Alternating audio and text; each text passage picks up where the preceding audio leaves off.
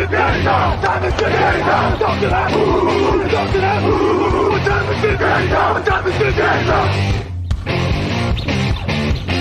gun, Hulk left slot. Dixie left, T left. Mercedes, wide chip, Ricky. Fever left, 75, Katie, Omaha. Quick, go ahead. Last play of the game. Who's gonna win it? Luck rolling out to the right. Dumps it up to Donnie Avery. Yeah! Goal line! Touchdown! Touchdown! Touchdown! Touchdown! Et bonjour à tous, bienvenue pour ce 396e épisode du podcast de Touchdown Actu. Bonne année à tous puisque c'est le premier podcast de l'année 2021, on enregistre actuellement le 1er janvier, autant vous dire qu'on est tous frais et disponibles. Avec moi pour vous accompagner Jean-Michel, bonjour Jean-Michel. Et salut Victor, bonne année, bonjour à tous. À toi aussi, et on a la chance d'avoir Camille à la technique. On le remercie d'être disponible un 1er janvier pour nous permettre de faire cette émission dans les meilleures conditions.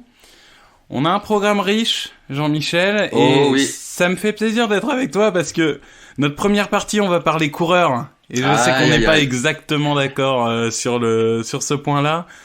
On aura également un affrontement de la semaine, même si on expliquera, on a un peu triché, on a pris un affrontement passé. Et on finira, c'est traditionnel, par nos petites pépites, nos sleepers. Yes, les bonnes affaires. Qu'on va vous donner pour faire des bonnes affaires entre le 4e et le 7e tour. Eh bien, on va pas perdre de temps. Jean-Michel, je te propose qu'on y aille tout de suite. On va partir sur le débat de qui est le meilleur coureur de la QV. Okay, here we go. With the first pick in the 2020 draft, the Cincinnati Bengals select Joe Burrow, quarterback, LSU.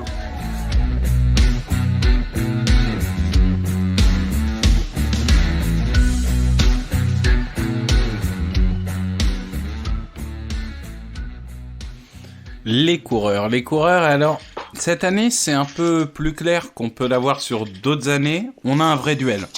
Puisqu'on va dire tout de suite, il y a une classe de coureurs qui est très intéressante. D'ailleurs, mon petit doigt me dit que tu vas m'en reparler dans les pépites. Mais en tout cas, on a une classe très profonde, très intéressante. Mais on a vraiment deux profils qui se dégagent. Deux profils très différents d'ailleurs. C'est ça qui rend ce duel si intéressant.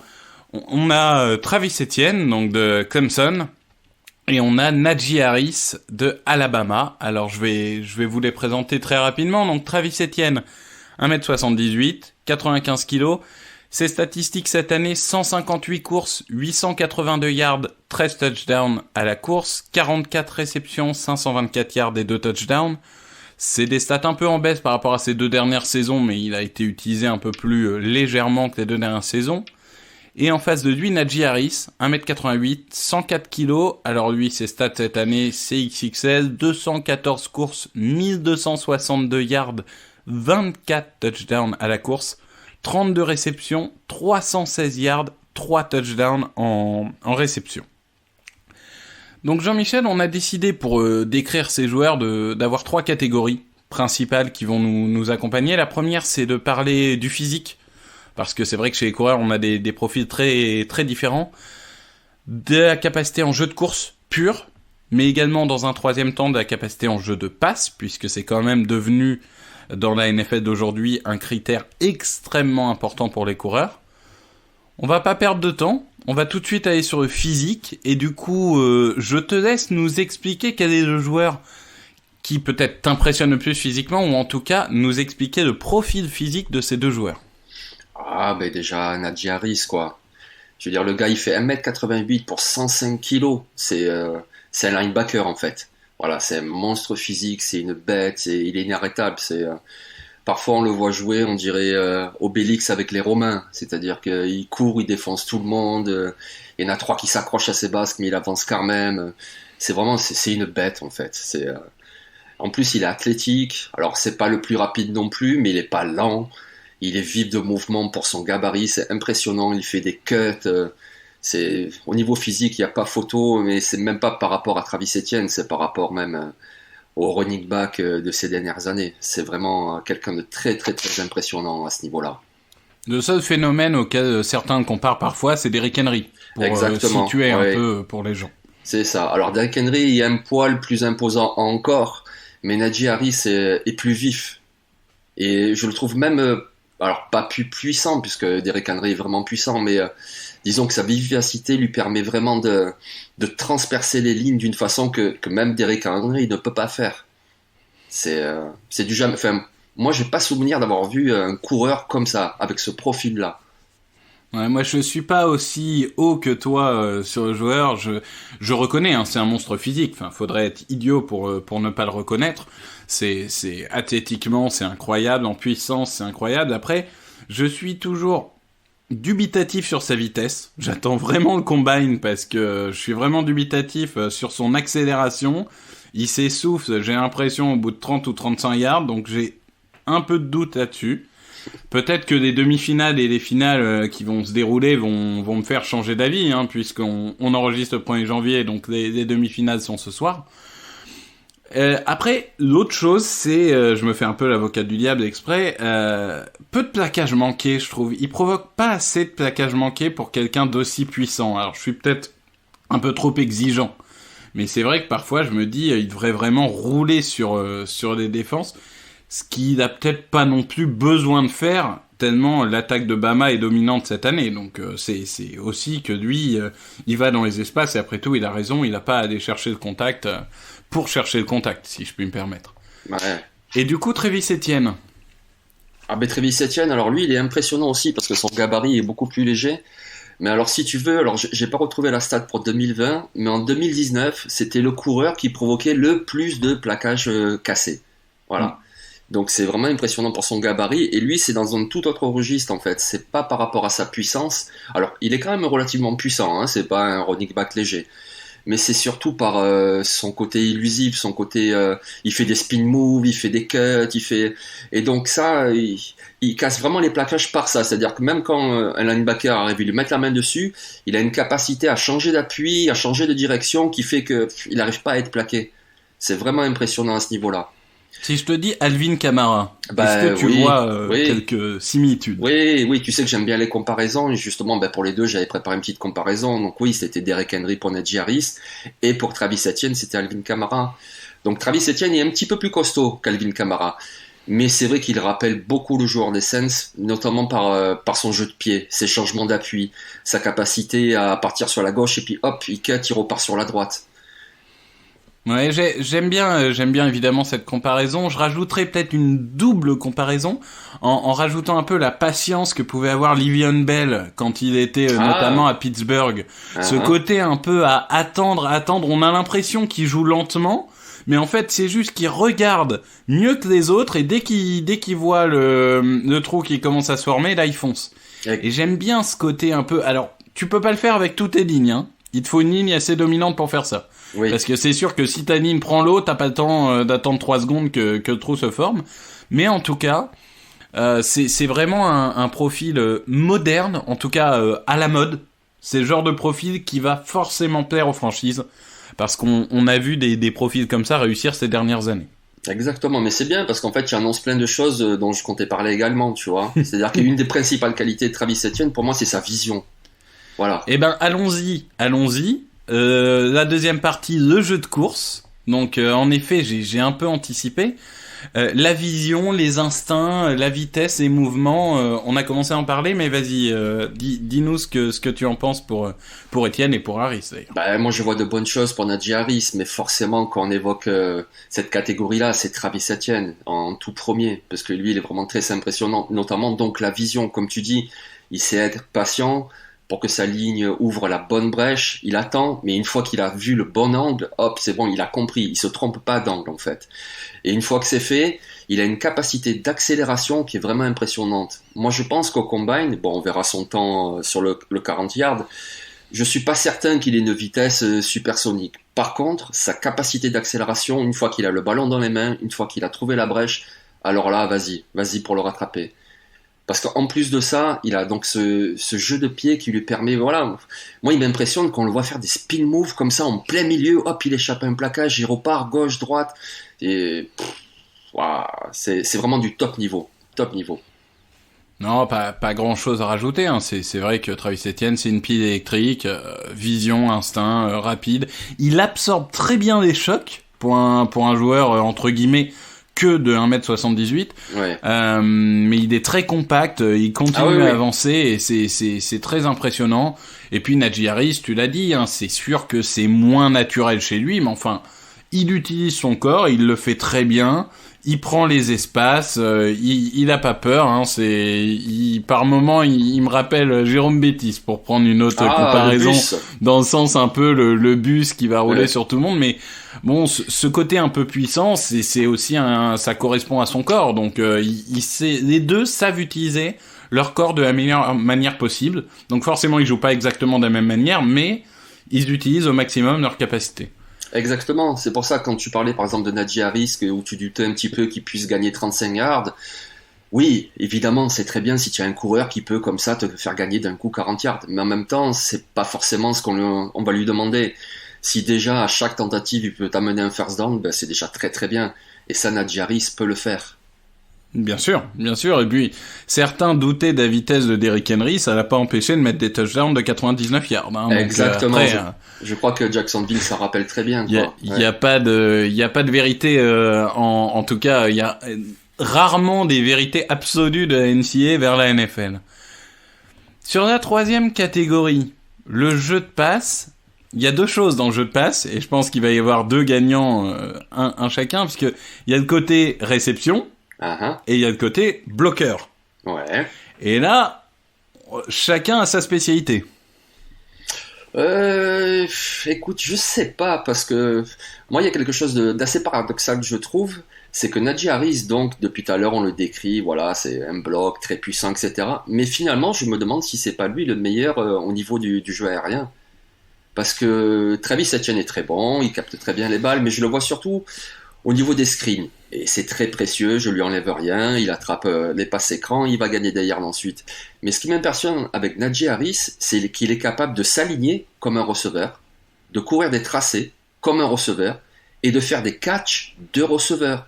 C'est-à-dire qu'on l'a vu, par exemple, faire un tracé, se retrouver dans la head zone, et faire un catch acrobatique à une main. Des choses qu'on voit très très peu de running back faire. Et encore plus des running back avec ce gabarit-là. Tu te dis, le mec, bon, il est quand même très lourd, à la limite, il va capter une passe écran, allez. Non. Il s'aligne comme un receveur, il fait des tracés de receveur, et il a des mains, pas de receveur, j'abuse peut-être un petit peu, mais des mains très très fiables. Donc, dans cette catégorie, ouais, excuse-moi, j'aime beaucoup Travis Etienne. De toute façon, tu l'as rappelé avec ses stats. Oui, lui aussi, il contribuera au niveau du jeu aérien, mais si je devais en choisir un, je dirais Najee Harris, au niveau du jeu de passe. Mais c'est vrai que c'est un domaine qui est assez intriguant, parce que Travis Etienne, on peut le dire, c'est un parcours assez incroyable en termes de réception, puisqu'il arrive à Clemson, il n'arrive pas à réceptionner une passe. Même une screen, c'était trop dur pour lui. Et il a bossé pendant 4 ans, au point de devenir maintenant une vraie menace aérienne. Donc c'est je trouve assez étonnant. Tu l'as dit, si on parle en tracé pur, Najee Harris est peut-être supérieur, mais je me dis qu'en NFL, je suis pas sûr que Najee Harris, avec quand même malgré tout un certain déficit de vitesse, etc., est-ce qu'il arrivera à gagner le duel contre des cornerbacks ou des linebackers de NFL? Je suis un peu sceptique. Je me dis que Travis Etienne, on sait ce qu'on a, quoi. On va pouvoir faire des screens, des petites passes, et il gagnera 10-15 yards dès qu'il aura un espace. Najee Harris, c'est un plus risqué, on va dire, comme approche. Oui, c'est certain. Oui. Et puis après, de toute façon, est-ce qu'en NFL, on demandera à Najee Harris de faire ce qu'il fait à Alabama, c'est-à-dire de s'aligner comme un receveur, de faire des tracés de receveur? Je pense pas. Non, bien sûr que non. Et il reste la catégorie des bloqueurs. Alors là, naturellement, vu les corps, oui. on se dit c'est pour Najee Harris, mais moi je vais tout de suite mettre un bémol. C'est le match contre Florida, qui date de la semaine dernière. Ouais. où je sais pas s'il avait pas envie. Mais alors, il est passé à côté de son match en bloc. J'ai trouvé, j'avais jamais vu ça en fait. Mais je plaide pour l'accident. Oui, parce que vu sa carrière universitaire, il est en général très bon en bloc. Mais là, il nous a fait une prestation très compliquée la semaine dernière. C'est vrai. Par contre, bon, ce qu'il a fait autre aussi, entre ses courses et ses réceptions, je veux dire, il a totalement dominé le match. Donc, Ah, il a fait un match extraordinaire. Ah, Non, extraordinaire. là, je parlais vraiment du côté bloqueur. Mais on en reparlera quand on fera peut-être des bilans ou autres. Mais c'est sûr que oui, il sort d'une saison qui aurait pu valoir le Iceman. Il l'aura sûrement pas, mais clairement on n'est pas loin. On est sur des saisons historiques, comme d'ailleurs Travis Etienne avait fait une saison historique l'année dernière. C'est ça, exactement. Ouais. Et d'ailleurs, Travis Etienne, puisqu'on parle des blocs, c'est quand même assez étonnant vu son gabarit. Alors, on parlait d'Alvin Kamara, il est quand même un petit peu plus costaud qu'Alvin Kamara. Mais effectivement, en protection de passe, en protection du quarterback, il n'y aura aucun souci pour lui. Et même en NFL, c'est quelqu'un de très capable dans ce domaine-là. Non, mais je te rejoins. Et pour conclure cette catégorie, je vais te dire, imaginons que tu es une franchise de fin de premier tour, on va dire, parce que la valeur des running backs a quand même baissé. Bon, Ouais. on fait pas une moque là, mais si on va dire que tu as à choisir un des deux joueurs, alors bien sûr, dans la réalité, ça dépendrait aussi de la manière dont ta ligne est structurée, la manière dont tu joues, etc. Mais lequel tu prendrais, toi? Ah ben voilà, tu me prends mes arguments, Victor. Parce que justement, je comptais te feinter un petit peu, mais je pense que ça dépend aussi de la structure de ton attaque. C'est-à-dire que par exemple, Najee Harris, il a moins besoin d'une O-line performante. C'est-à-dire que si je pense par exemple à une équipe comme les Jets, ben je trouve que Najee Harris serait un fit parfait. Il n'y a pas une O-line vraiment très performante et Najee Harris, il en a finalement assez peu besoin. Donc je le verrais bien dans ce système-là. Si par contre je suis GM d'une équipe... Moi, je dirais les Steelers pour Travis Etienne.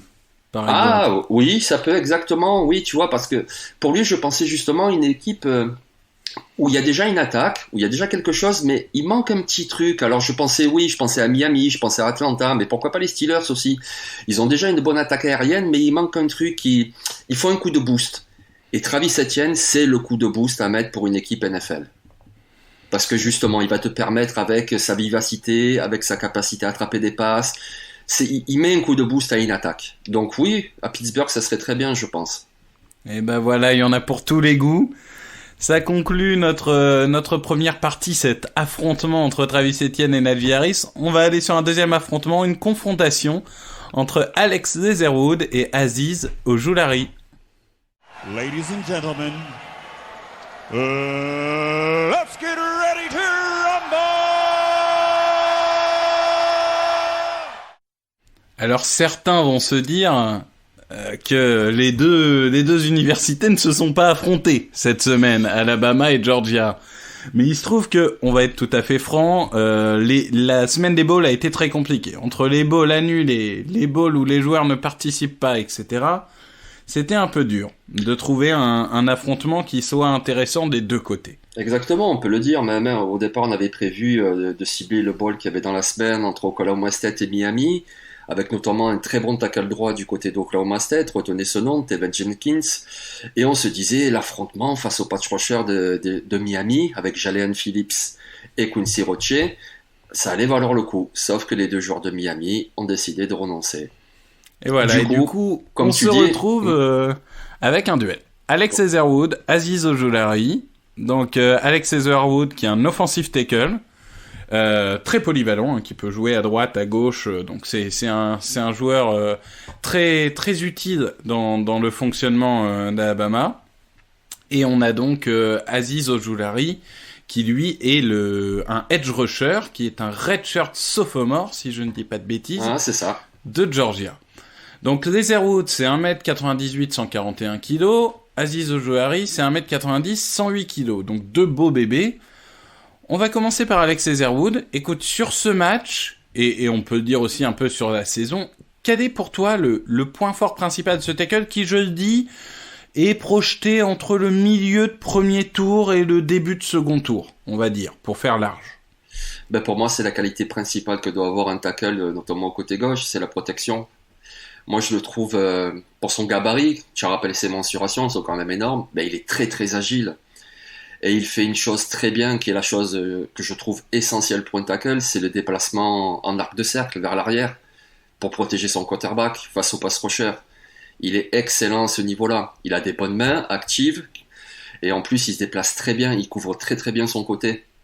Donc pour moi, c'est vraiment sa qualité principale.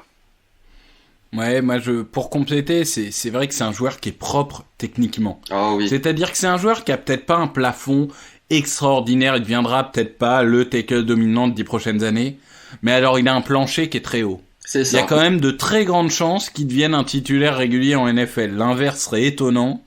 Et si vous avez le 24e, 25e choix et que vous avez un joueur comme lui qui est un titulaire potentiel pour les 10 prochaines années, qui en plus est quand même très expérimenté, donc vous pouvez l'avoir très rapidement disponible et efficace sur le terrain, c'est vrai que c'est un joueur qui donne envie.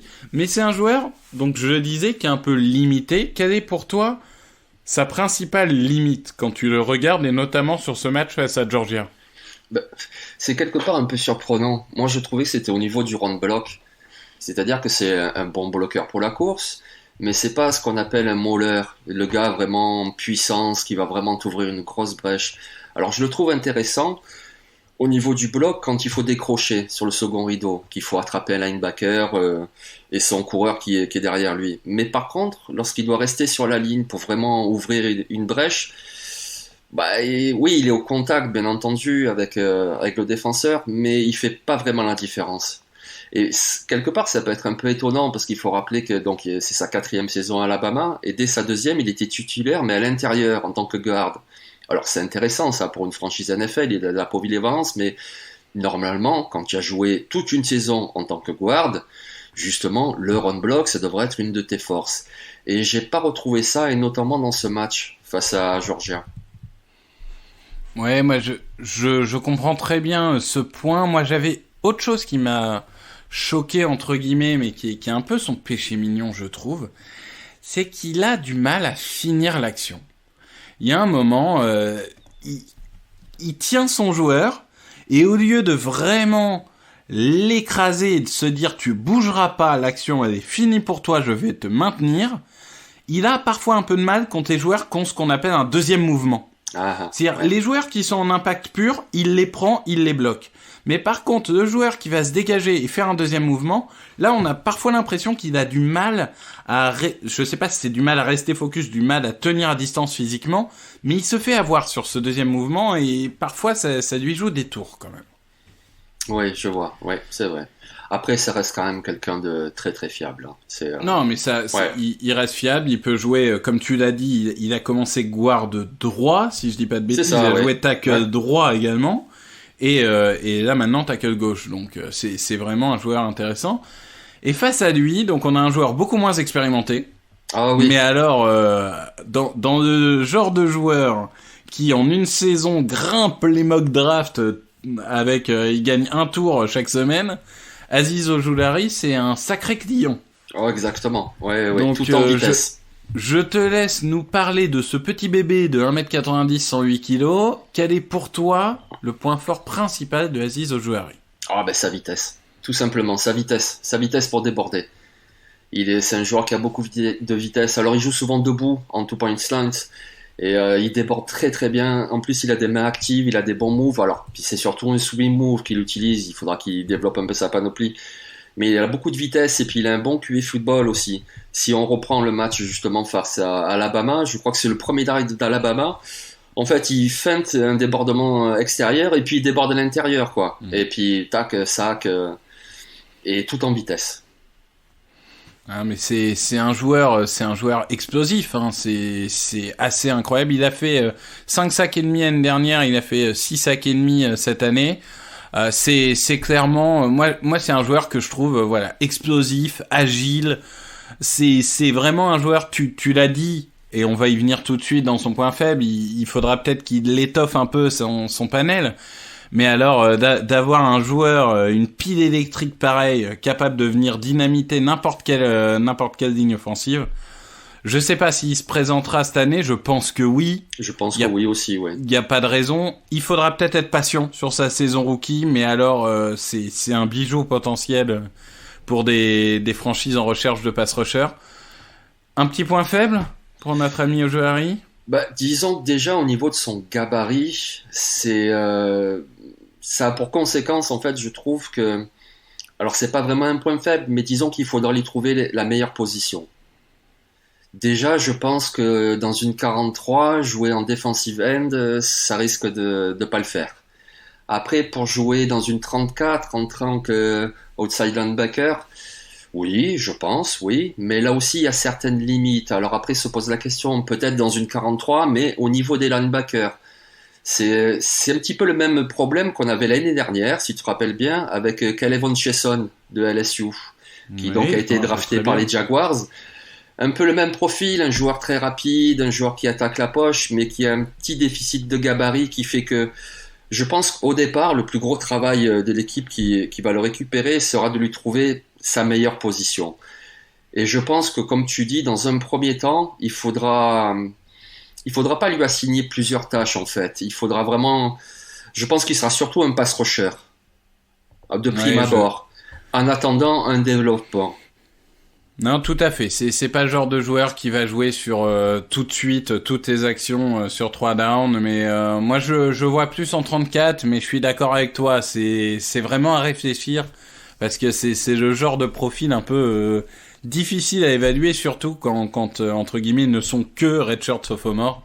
Donc voilà. Après moi le défaut principal que j'avais vu, et ensuite on va choisir un vainqueur, mais le défaut principal que j'avais vu, c'était en effet le manque de diversité dans ses attaques. Alors tu l'as dit, parfois il repique vers l'intérieur et c'est agréable de le voir faire ça, mais il le fait pas à chaque fois. Et on a l'impression qu'il se repose sur un ou deux mouvements qu'il maîtrise parfaitement. Mais est-ce que on lui a pas appris à en faire d'autres? Est-ce qu'il n'arrive pas à apprendre à en faire d'autres? C'est toujours le même problème, hein. C'est à un moment, est-ce que tu peux lui apprendre ou est-ce que c'est lui qui a des limites naturelles? Ça sera à évaluer, mais en tout cas, c'est un joueur vraiment intéressant. Après, tu sais, il a pas encore 20 ans. Mais non, c'est ça. Très J'ai insisté 2 fois sur sa jeunesse et ça joue. Et du coup, sur ce match, si tu dois choisir un vainqueur entre les deux joueurs, je précise juste que de tête, Aziz Ojulari, il avait eu 2 plaquages et une pression sur le quarterback dans ce match-là. Ouais, et des passes déviées aussi. Parce et aussi une passe déviée, il sait aussi lever ses mains sur la ligne d'engagement, il sait aussi avoir plusieurs rôles. Qui gagne ce duel pour toi? C'est difficile à dire, si tu veux. Je suis désolé, c'est la première fois que c'est dur, hein. C'est la première fois que c'est vraiment aussi dur, je suis d'accord avec toi. Parce qu'en fait, si tu veux, sur la continuité, j'irais plutôt vers Alex Leatherwood. Parce que sur tout le match et même sur toute la saison, etc., c'est quelqu'un de vraiment très fiable qui apporte beaucoup vraiment sur la continuité d'un match. Mais Aziz Ojulari, même si on dit qu'il va être décisif seulement sur 2-3 actions avec des moves un peu limités, mais quelles actions? Je veux dire, quand tu as un joueur qui te fait ne serait-ce qu'un sac dans le match, c'est déjà un énorme impact sur le match. Donc, je sais pas, mon cœur balance, tu vois, entre les deux, entre le joueur fiable qui sur la plupart des snaps c'est moi qui vais choisir dans ce cas-là. Allez, vas-y. Aziz Ojulari. Ah. Voilà. Et voilà, je choisis le talent pur. Et sans transition, parce qu'on parle, mais on est presque en retard sur le planning, on va tout de suite passer dans notre 3e catégorie, qui est celle des pépites. Hey, Kurt Warner here. Hi to everybody at the Touchdown Podcast. Les pépites.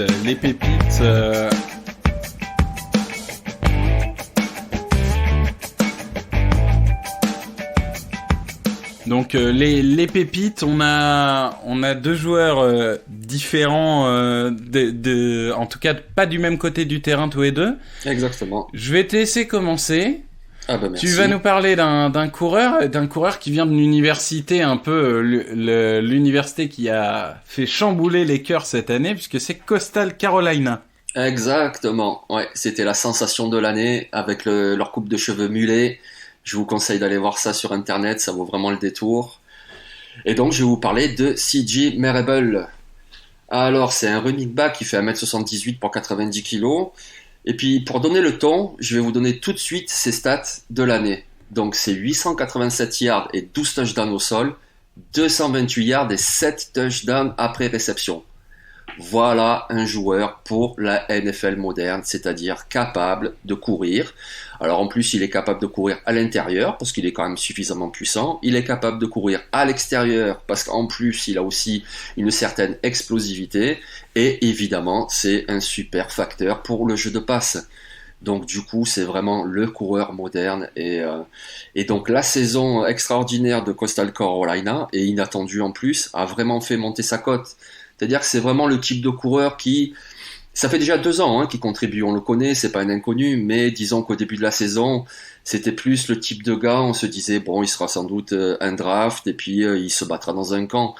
Mais avec la saison qu'il a fait, et cette capacité à la réception, moi je pense qu'il partira, je pense que le 4e tour, déjà, il est dans le mix pour le 4e tour. Ouais, ses capacités de bloqueur le limiteront peut-être un petit peu, mais je suis d'accord avec toi. Je pense qu'un 4e, 5e tour maximum reste envisageable. Moi, je vais aller beaucoup plus loin. Pour le coup, je vais plutôt aller vers le 7e tour, pour 6e, 7e tour. Je vais vous parler d'un joueur qui s'appelle Keith Gallman, qui est safety de Alabama, mais alors pas le Alabama que certains connaissent, de South Alabama, dans la conférence Sun Belt. Donc, Keith Gallman, c'est un joueur, en fait, voilà, je savais que j'étais avec Jean-Michel, je me suis dit, on en a discuté, les Riders ont besoin de safety, puisque Jonathan Abram n'est pas un bon joueur, on est tous d'accord là-dessus. Allez, mais non. Non, mais voilà, je me suis dit, pour les defensive backs, Keith Gallman, ça peut être un joueur très intéressant. C'est un excellent joueur en couverture de passe. Il a 10 passes défendues sur la saison. C'est un joueur intense, c'est un joueur agressif, mais agressif dans le bon sens du terme. C'est-à-dire qu'il va pas se jeter pour faire le plaquage violent qui sert à rien. Mais c'est un joueur intense. Dans chacune des actions, il se bat. En défense de course, il est très bon. Il a une très bonne vision. Et il est assez polyvalent, puisque pour le coup, à South Alabama, il joue certains cartons dans le box, enfin dans la boîte. Il joue certains cartons en free safety, mais vraiment en single eye safety. C'est un vrai free safety. On l'a vu jouer en nickel, un petit peu. Donc c'est vraiment un joueur qui a une grosse polyvalence, en tout cas, contre la passe. Par contre, contre la passe, et on va dire pour défendre la course à son niveau. Par contre, c'est sûr que il ne se rapproche pas, ou en tout cas pas assez, de la ligne de scrimmage.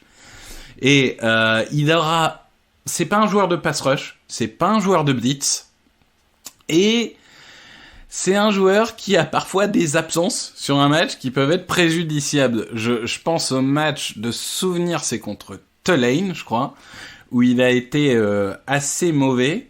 Par contre, il avait été très bon contre Coastal Carolina. C'est pour ça que quand tu m'as parlé de Marable, j'ai pensé à lui. Et c'est vrai que c'est un joueur, il fait 1m75 pour 92 kilos. Il est passé sous les radars. Il est dans une université où, faut pas se mentir, ils ont pas eu un gros calendrier, ils ont pas affronté des grosses cylindrées, donc ça aide pas à se mettre en valeur.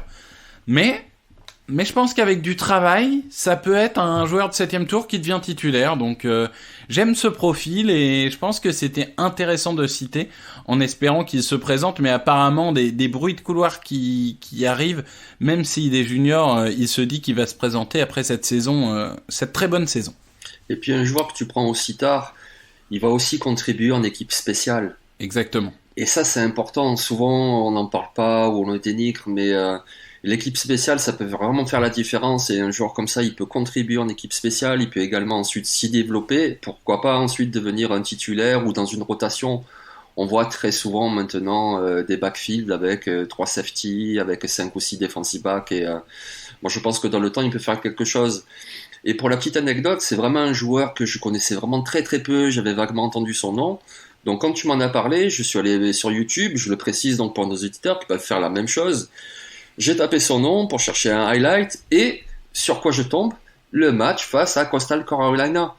Donc du coup, nos auditeurs, allez-y, vous verrez à la fois CJ Marable et vous verrez à la fois Gallman.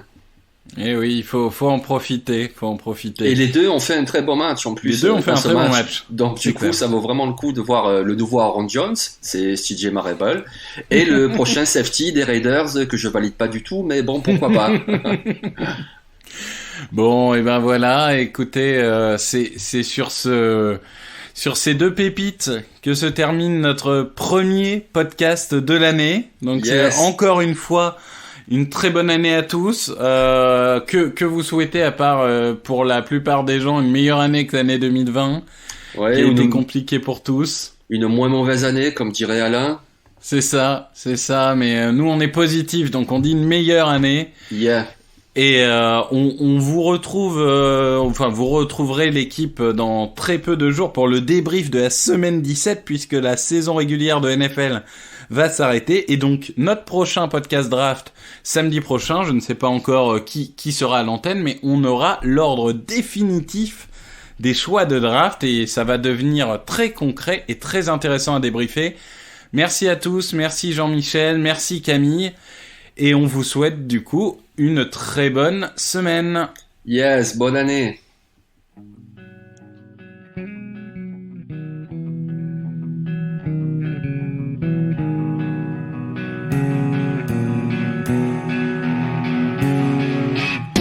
Les meilleures analyses, fromage et jeux de mots, tout sur le foutu est en TDAQ. Le mardi, le jeudi, tailgate au risotto, les meilleures recettes en TDAQ. Fumble pour JJ Watt, Bismuth pour Marshall Lynch, Rocas Global Beckham, Tom Brady quarterback,